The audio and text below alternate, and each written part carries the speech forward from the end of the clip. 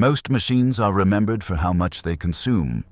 This one was remembered for how little it needed. In the early 1950s, Europe wasn't chasing speed, it was chasing stability. Factories were rebuilding. Families were rebuilding. And for most people in West Germany, mobility meant a bicycle or a small motorcycle that could carry one person, maybe two. Fuel was expensive, money was limited, and a proper automobile still felt like a distant luxury. Into that fragile moment stepped a company better known for 2 wheels than 4, NSU Motorenwerke. They didn't have a large car division to lean on. They didn't have massive engines sitting on shelves. What they had was experience building light, efficient motorcycles. And a question: what if a real 4-seat car could consume fuel like a motorcycle? The result would be called the NSU Prinz. Not a grand name, not an aggressive one, but what it represented was quietly radical. At its heart sat a 583 cubic centimeters air-cooled twin-cylinder engine, originally conceived for a motorcycle. In automotive form, it produced just over 20 horsepower at first, later climbing toward the low 40s in evolved versions. On paper, that sounded almost unserious. But paper doesn't measure intent.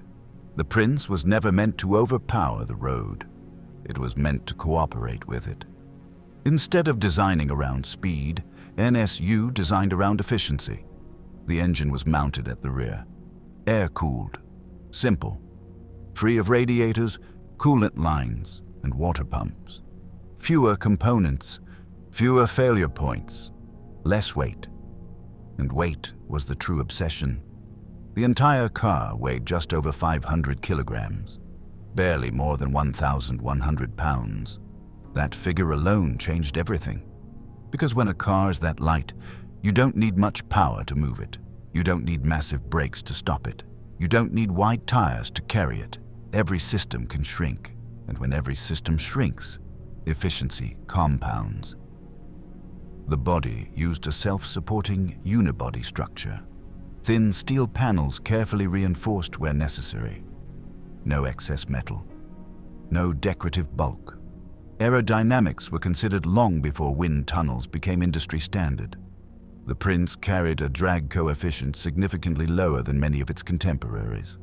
Rounded surfaces, integrated fenders, a clean, tapered rear. At 50 miles per hour, it required surprisingly little power to maintain motion. And that is where the numbers began to tell a different story. City fuel economy approaching 60 miles per gallon. In the 1950s, no computers, no fuel injection, no hybrid systems, just a light body, tall gearing, and a small engine working near its efficiency peak. Where larger cars spent most of their lives dragging unused displacement through traffic, the Prinz operated near its sweet spot. It didn't carry excess potential. It carried only what it needed. The 4-speed manual transmission was spaced carefully. Short first gear to overcome inertia. A tall fourth to settle the engine into calm cruising. At moderate speeds, the engine wasn't straining. It was simply humming along. And because the car was light, even modest torque felt usable. 0 to 60 wasn't impressive by modern standards, but real-world acceleration, from 30 to 50 miles per hour, the speeds that define daily driving, was entirely sufficient. More importantly, the car felt cohesive. Independent front suspension helped it ride better than many microcars of the era. Rear swing axles provided traction over rough surfaces. Steering was unassisted. It didn't need assistance. Brakes were simple drums at all 4 corners. With so little mass to control, they performed adequately without drama. Everything about the Prinz reflected discipline. Nothing was added for spectacle. And yet, it wasn't a stripped-down penalty box. It seated 4 adults. It offered real doors, real windows, real weather protection. A front luggage compartment provided usable storage. It was not a toy. It was transportation, thoughtfully executed. Production began in the late 1950s and demand steadily grew.